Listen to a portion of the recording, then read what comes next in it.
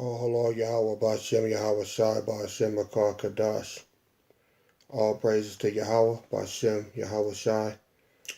This is another daily edification brought to you through the Spirit and power of Yahweh Bashem Yahweh Shai.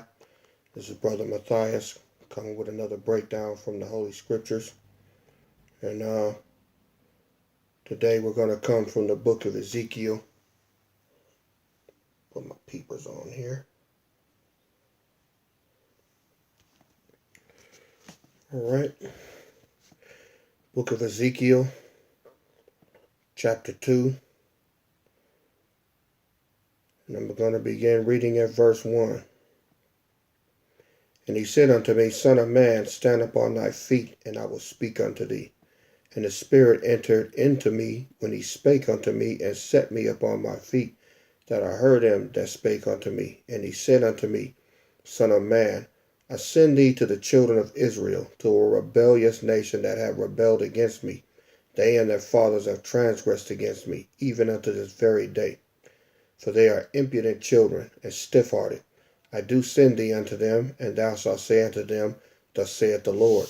So we know that Israelites are rebellious, stiff-hearted, and hard-headed, man. They don't listen. And you're going to find these people in your family, on your job, anywhere. You work in the corners, in the marketplace, anywhere that you try to tell an Israelite, which is a so-called Latino Native American or a so-called Black or African American, that they're an Israelite, they're not going to listen, man. It's not going to do it. Verse 4, For they are impudent children and stiff-hearted. I do send thee unto them, and thou shalt say unto them, Thus saith the Lord. What are you going to say unto them? And like Acts 7 and 48 says, that the Lord dwelleth not in temples made with hands. Now, is there any other way to interpret that? Well, what they going to say? Well, that's your interpretation. Say, man, you need to get out them churches, man. The Most High is not in there, man. He's not in that church building. Well, that's your interpretation. No, it's just that your ass don't want to listen, okay? You want to sit in there and keep getting your damn money took. You want to keep paying tithes and having the pastor take his family out the Golden Corral on your dime, man, while you're getting your damn lights turned off. You stupid. Verse 5. And they, whether they will hear or whether they will forbear, meaning they ain't going to listen, for they are a rebellious house. Most High has said that 2 or 3 times.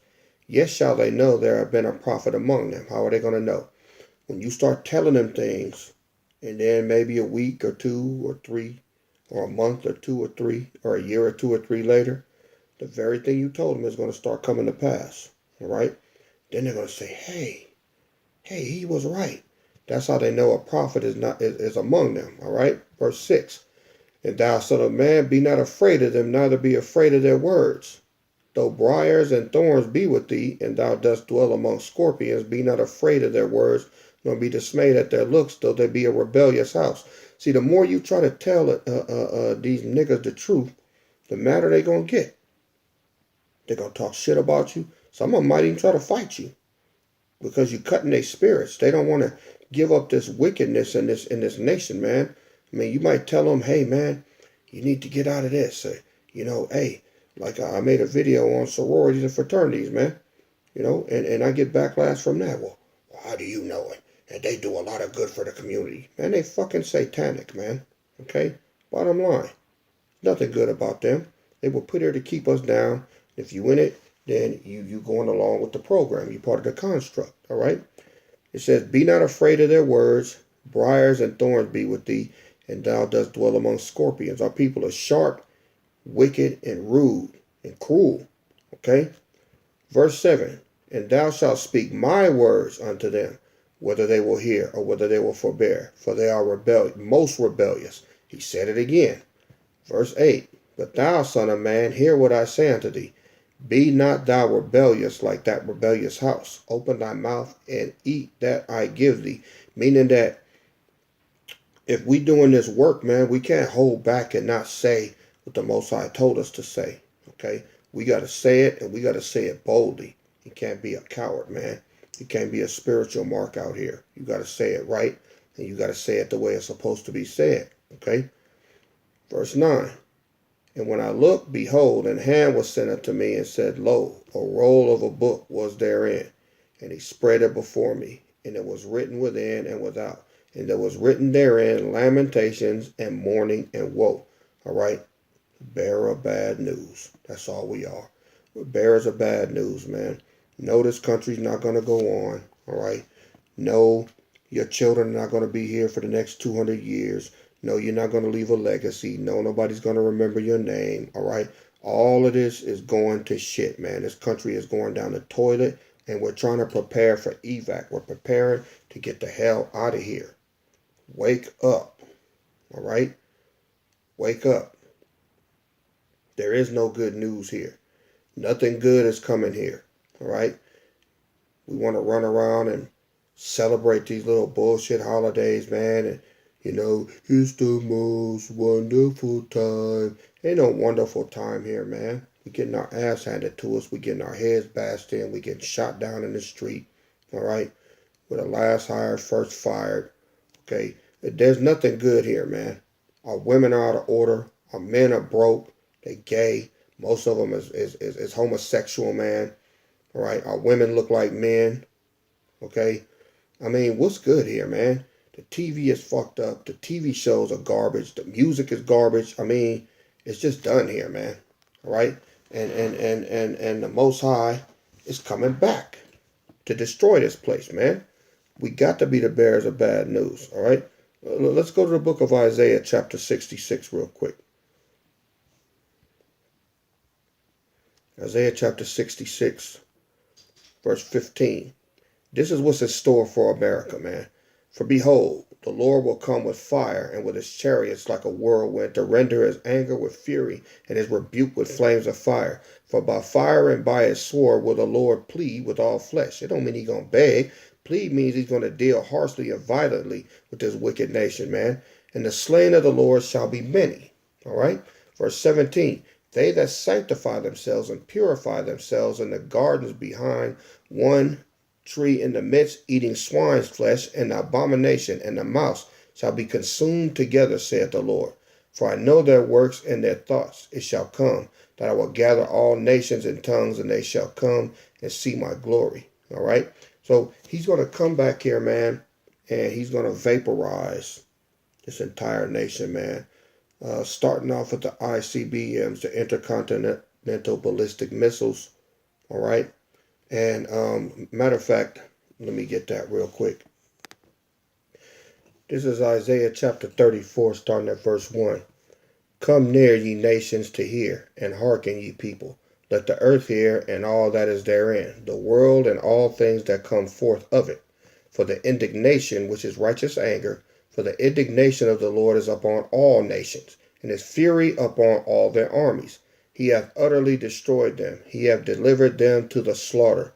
Their slain also shall be cast out, and their stink shall come up out of their carcasses, and the mountains shall be melted with their blood. How is it going to be melted? With these missiles, man. Let's get to that. Verse 4. And all the hosts of heaven shall be dissolved. How? When these nuclear missiles detonate, man, it sends radiation all up into the heavens, man. It's going to burn up the sky. Okay? And the heavens shall be rolled together as a scroll, and all their hosts shall fall down, as a leaf falleth off from the vine, and as a falling fig from a fig tree. So when it says the host of heaven shall be dissolved, and the heavens shall be rolled together, that's like that big picture of that mushroom cloud when it explodes and it sends all that heat all through the sky, man. That's what it's talking about. Verse 5, here's the point. In 5 and 6, for my sword shall be bathed in heaven. Behold, it shall come down upon Idumea. Idumea is Esau's head kingdom, which is the United States of America, a.k.a. Mystery Babylon. All right? Idumea, Edom, Edomites, Esau. Okay? And upon the people of my curse to judgment. Who are the people of Yahweh and Yahweh and Yahweh's curse? That's Esau. He's the only one that's not promised any mercy, man. All right? Verse 6, the sword of the Lord is filled with blood. It is made with fat, with fatness. It is made fat with fatness, and with the blood of lambs and goats, with the fat of the kidneys of rams. For the Lord hath a sacrifice in Bozrah, and a great slaughter in the land of Idumea. It's talking about here, man. There are no Edomites over there in the Middle East anymore. They've long left their habitation and came over here, and in England and in other places, man. But this is the biggest concentration of Edomites is right here in the West, here in America. All right, so this place is set to be destroyed, man. Like it or not, you don't have to listen. You don't have to believe it. All right, you can continue thinking that this is gonna go on and we're gonna have happy times and you can celebrate and your little Christmas tree and all of that, man. But this shit is going down, man. All right. So, I love to be the bearer of bad news because it's scriptorial, and I believe and filter my life through these scriptures. All right. You don't have to believe it, man. It's going to come to pass anyway. Matter of fact, I know I said that was the last one. Let me get one more, and then we'll close it out. This is Romans chapter 3.